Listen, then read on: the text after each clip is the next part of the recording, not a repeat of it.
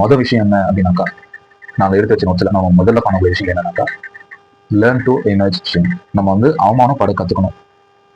ஏன் அப்படின்னா, இந்த கடன் தொழிலாக வரக்கூடிய பிரச்சனைகளில் ரொம்ப முக்கியமான ஒரு விஷயம் என்னன்னா, நம்மளை அவமானப்படுத்துவாங்க. அதுதான் ரொம்ப முக்கியமான விஷயம். நம்மளை அவமானப்படுத்துறதுனால நம்மளையும் பாதிக்கும், நம்மளுடைய குடும்பத்தையும் பாதிக்கும். அதனால நீங்க அதை வந்து ஃபேஸ் பண்ணி ஆகணும்.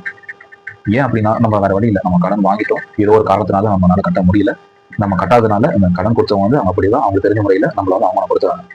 ஸோ அது மாற்ற முடியாத ஒரு விஷயம். அதை நம்ம வந்து கட்டாயம் நம்ம வந்து உணரணும். இப்போ நம்ம முதல் பெரிய முடிவு என்னன்னா, அவமானப்பட கற்றுக்கணும். நம்மளை தேடி வரவங்க வந்து பச்சை பச்சையாக பேசலாம், தப்பு தப்பா பேசலாம். பக்கத்துல உங்க ஃபோன் பண்ணிட்டு இந்த மாதிரி உங்க பேர் கொடுத்துருக்காங்க, நீங்க தான் கடன் கட்டணும் அப்படின்னு சொல்லிட்டு பேசிட்டு அந்த பக்கத்து வீட்டுக்காரங்க வந்து நம்மகிட்ட சண்டை கூட வரலாம். நீ எப்படா என் நம்பரை கொடுத்துட்டு அவங்களுக்கு விஷயமே தெரியாம இந்த மாதிரிலாம் நிறைய நடக்கலாம். புது வழியில் நிறைய விஷயம் நடக்கலாம். சரிங்களா? நீங்க அது எல்லாமே வந்து மைண்ட்ல போடுறத விட்டுட்டு நம்ம அக்செப்ட் பண்ணி ஆகணும். இப்ப நம்ம கையில காசு இல்லை, அதை நம்ம அக்செப்ட் பண்ணி ஆகணும். ரெண்டாவது, நம்ம கடன் வாங்கினதை சரியான டயத்துக்கு நம்ம கட்டுவோம், அதையும் நம்ம வந்து உணரணும். ஸோ நம்ம சரியா கட்டாதனால தான் இந்த மாதிரி பிரச்சனை நம்ம ஃபேஸ் பண்ணிட்டு இருக்கோம். அதுக்கான காரணம் நாம தான். ஸோ நம்ம முதல் விஷயம் லேர்ன் டு எமர்ஜ் ஷேம். அவமானப்பட கற்றுக்கணும். ரெண்டாவது விஷயம் பார்த்தீங்கன்னா, ரெடியூஸ் யுவர் எக்ஸ்பென்சஸ். நம்மளுடைய எக்ஸ்பென்சஸை வந்து நம்மளோட செலவுகளை வந்து ரொம்ப கம்மி பண்ணிக்கணும். உதாரணத்துக்கு வந்து உங்களோட எக்ஸ்பென்சஸ் நீங்கள் அதிகமாக லக்ஸரியாக சாப்பிட்டு இருக்கீங்க அப்படின்னா, அது வந்து நார்மலாக நீங்கள் மூட்டை அரிசி சாப்பிட்றீங்கன்னாக்கா 2000, 1000, 1500, 1200 இந்த மாதிரியான இது இருக்கும். நீங்கள் என்ன பண்ணுறீங்கன்னா, அதுல இருந்து இந்த ரேஷன் அரிசி இல்லை அதில் வந்து கம்மியான விலையில் இருக்கக்கூடிய அரிசி அந்த மாதிரியான விஷயங்கள் வந்து எந்தெந்த வகையில் உங்களால் கம்மி பண்ண முடியுமோ அந்த வகையில் வந்து நீங்கள் கம்மி பண்ணி ஆகணும். கட்டாயம் நீங்கள் பண்ணி ஆகணும். நீங்கள் இதை கம்மி பண்ணலை அப்படின்னாக்கா வாய்ப்பே இல்லை. உங்களோட கடனோட தொகையை வந்து கம்மியாகிறதுக்கு ஒரு சான்ஸ் கூட கிடையாது. ஸோ அதனால நீங்கள் ரெண்டாவதாக பண்ண ஒரு விஷயம் என்னன்னா, நம்மளோட எக்ஸ்பென்சஸ், நம்மளோட செலவுகள் வந்து எந்தெந்த வகையில் வந்து கம்மி பண்ணலாம் அப்படின்றத பற்றி மட்டும் நீங்கள் யோசிங்க. உங்களோட சூழ்நிலை உங்களுக்கு ஏற்ற மாதிரி நீங்கள் யோசிங்க. ரெண்டாவது, டோன்ட் கெட் டெப்ட் அகைன். மறுபடியும் யாருக்கிட்டையுமே ஒரு ரூபா கூட கடன் வாங்காதீங்க. இந்த ரொட்டேஷனில் நம்ம பணம் வைத்தப்போனாக்கா, நாளைக்கு நம்ம லோன் கட்டணும், 3000 இன்னும் தேவைப்படுது, யாருக்கிட்டையாச்சும் நம்ம வாங்குவோம்னு சொல்லிட்டு வாங்கிட்டு நாளைக்கு கட்டக்கூடிய லோன் அமௌண்ட் வந்து நம்ம வாங்கி கொடுத்துருவோம். ஆனால் வாங்கி கொடுத்த ஒரு வாரத்தில் நம்ம வந்து கொடுக்குறேன்னு சொல்லி தான் நம்ம வாங்கிப்போம். நான் ஒரு வாரத்தில் கொடுத்துறேன், சம்பளம் வந்து நம்ம கொடுத்துருவோம் வாங்கிப்போம். நம்ம சம்பளம் வந்து என்ன செய்வோம், வாங்க நபருக்கு வந்து நம்ம கொடுத்துருவோம். சில சமயம் கொடுக்க முடியாத சூழ்நிலையும் வந்துடும். ஸோ அந்த மாதிரி சூழ்நிலை வந்து என்ன ஆகுதுனாக்கா, இவர்கிட்ட வாங்கி கொடுத்தக்கான அமௌண்ட் வந்து எக்ஸ்ட்ரா அமௌண்ட் ஆட் ஆயிடுது. அது மட்டும் இல்லாமல் அந்த நபர் வந்து ஒரு முறை நம்பர் தான் நமக்கு வந்து உதவியும் நம்ம செய்வார்.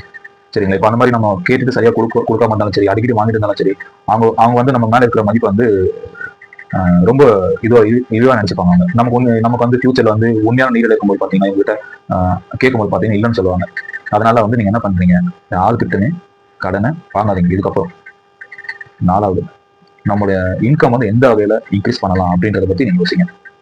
அதாவது இப்போ இங்க இருக்கிறது எல்லாமே சொல்றது பாத்தீங்கன்னா, எனக்கும் அடங்கும் இல்லை, எனக்கு குறிப்பா அடங்கும், நமக்கு அடங்கும்ட்டு நான் நம்புறேன். அதுக்காக சொல்லிட்டு இருக்கேன். சரிங்களா? இதை நான் இப்போ இம்ப்ளிமெண்ட் பண்ணிட்டு இருக்கேன்.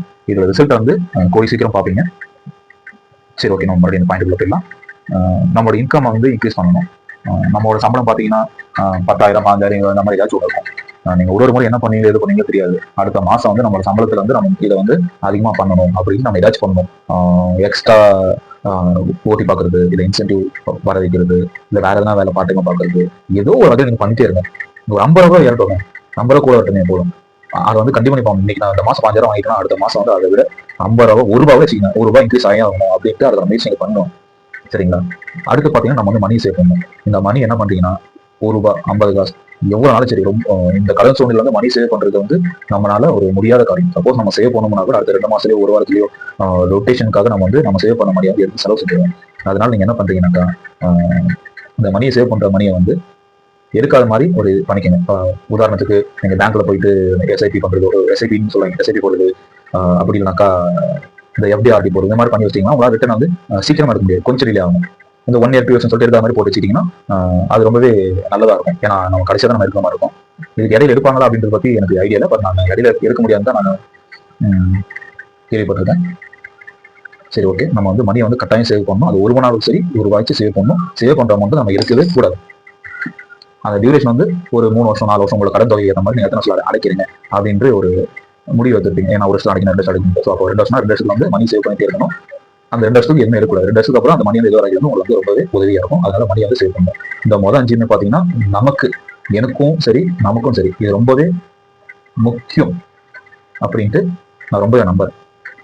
அடுத்து பாத்தீங்கன்னா, get help from your close one or get help from your contact list அப்படின்னு சொல்லி போட்டிருக்கேன். என்னன்னா நம்மளோட க்ளோ சர்க்கிள்ல சில எல்லாம் இருப்பாங்க, ஒரு 1000 500 ஏதோ ஒன்று அவங்களால முடிஞ்ச அமௌண்ட் நமக்கு தெரிந்து எந்த ஒரு எதிர்பார்ப்பு இல்லாமல் நம்மளுக்கு வந்து கொடுக்கக்கூடிய ஆட்கள் வந்து கட்டாயம் இருப்பாங்க, இல்லை நினைச்சிடாதீங்க. ஸோ அந்த மாதிரி யாராச்சும் இருப்பாங்க, அவங்க கிட்ட போயிட்டு இந்த மாதிரி கேளுங்க. இந்த மாதிரி என்னோட கடன் தொல்லை நான் மாட்டிட்டு இருக்கிறதுனால நான் ஏதாச்சும் மீண்டு வரணும், உன்னால ஏதாச்சும் எனக்கு உதவி செய்ய முடியுமா அப்படின்னு கேளுங்க. இல்லை என்னோட முன்னேற்றத்துக்காக உன்னால ஏதாச்சும் எனக்கு ஏதாச்சும் செய்ய முடியுமா அப்படின்னு கேளுங்க. அவங்களால முடிஞ்ச அமௌண்ட் வந்து நமக்கு கொடுப்பாங்க. அதை நீங்க வந்து இந்த கடன் அடைக்கிறதுல வந்து ஒரு 1000 கொடுக்குறாங்க, அந்த 1000 வந்து இந்த கடன்ல யாராச்சும் வட்டிக்கோ ஒதுக்கு ஏதோ ஒன்று வந்து கொடுக்க வந்து பாருங்க. அந்த மாதிரி எத்தனை பேர் இருக்காங்க அத்தனை பேருக்கு பேசிட்டு அதை எல்லாமே கலெக்ட் பண்ணி ஒரு அமௌண்ட் வாங்கிங்க. ஒரு 10 பேர் உங்களுக்கு தெரியும், 10 பேர் வாங்கிருக்கீங்கன்னா ஒரு 5000 கலெக்ட் ஆகணும். அந்த 5000 வந்து வேற எதுவும் கொடுத்து முடிச்சு விட்டுருங்க. அந்த மாதிரி பண்ணுங்க, ஓகேங்களா? அடுத்து பாத்தீங்கன்னா get help from kind heart person சொல்லிட்டு, இதை நான் எதுக்காக போட்டிருக்கேன்னா, நான் இந்த மாதிரி ஒருத்தர்கிட்ட நான் கேட்டிருக்கேன், என்னோட சூழ்நிலை சொல்லி இந்த மாதிரி கேட்டிருக்கேன். கொஞ்சம் வருஷத்துக்கு முன்னாடி என்னாச்சுனாக்கா, என்னோட வீட்டில் என்னோட அம்மா பார்த்தீங்கன்னா பக்கத்தில் உள்ள என்னோட அம்மாவோட ஃப்ரெண்டு கிட்ட லோன் எடுக்க சொல்லி அவங்க பேர் மூலியமா இவங்க லோன் வாங்கி யூஸ் பண்ணியிருக்காங்க. அது எதையில கட்ட முடியல. ஸோ இந்த மாதிரியான விஷயங்கள்லாம் நிறைய நடக்கிறப்ப வந்து அப்போ பணம் வந்து கட்ட முடியாத சூழ்நிலை இருக்கிறப்ப என்ன ஆச்சுனாக்கா, எனக்கு கால் வந்துட்டு இந்த மாதிரி உடனே கொடுக்கணும் இந்த மாதிரி சூழ்நிலை சொல்லி பேச ஆரம்பிச்சாங்க. ஸோ எனக்கு வேலை தெரியாம இவர்கிட்ட போய் பேசுறப்ப அவர் எனக்கு கொடுத்து ஹெல்ப் பண்ணாரு. அந்த சமயத்தில் அந்த பணம் வந்து எனக்கு ரொம்ப உதவியா இருந்துச்சு. என்னோட வீட்டுக்கு போட்டு விடுறப்பவும் சரி, எனக்கும் சரி, அது ரொம்ப வந்து உதவியா இருந்துச்சு.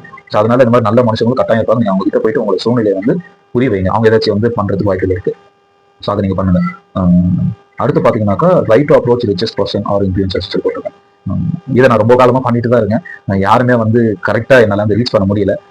ஒரு சில ரீச் பண்ணக்கூடிய ஒரு சுச்சுவேஷன் வரப்போ பாத்தீங்கன்னா அவங்கள ரீச் ஆகல, அவங்களுக்கு கீழே உள்ளவங்களுக்கு தான் ரீச் ஆகுது. அவங்க வந்து என்ன செய்யறாங்க, அதை ரிஜெக்ட் பண்ணிடுறாங்க. அதை வந்து தெரிவிக்க கூட பண்ண மாட்டேங்கிறாங்க அவங்க கிட்ட. ஸோ இதுவும் நம்ம பண்ணிட்டு இருக்கோம். இது இப்போ நான் நோட் பண்ணிக்கிற எல்லா விஷயத்த வந்து ரெகுலரா நம்ம பண்ணோம் அப்படின்னாக்கா கட்டாயம் வந்து நம்மளோட கடன் தொகை வந்து கம்மியாகும். இது எல்லாமே கரெக்டா ஒண்ணு விடாம நம்ம வந்து பண்ணிட்டே இருக்கும் அப்படின்னா மட்டும்தான் இது வரும். அதுக்கப்புறம் என்ன போட்டிருக்கோம்னாக்கா ரெடியூஸ் யுவர் டெட் அப்படின்னு சொல்லி போட்டிருக்கோம். நம்மளோட கடனை வந்து கம்மி பண்ணணும் அப்படின்னு சொல்லி போட்டுட்டேன். முடிஞ்ச வகையில நம்ம யாருமே கடன் வாங்கினாக்கா அதை வந்து கொஞ்சம் கொஞ்சமா கொடுத்து முடிக்கிறதுக்காக பாருங்க. இந்த ஸ்னோ பால் மெத்தட்னு சொல்லி சொல்லுவாங்க, அந்த யூடியூப்ல தான் நாங்கள் கேட்டுக்கிட்டாங்க. அந்த சின்ன சின்ன கடன்லாம் கொடுத்துட்டு வாங்குறாங்கல்ல, அதை தான் நான் சொல்றேன். இப்போ ரொம்ப நாளா வந்து ஒருத்தர்கிட்ட வந்து ஒரு 1000 ரூபாய் கொடுக்கலாம், 500 ரூபாய் கொடுக்கணும்னாக்கா அதை வந்து கொடுத்து முடிச்சிருங்க.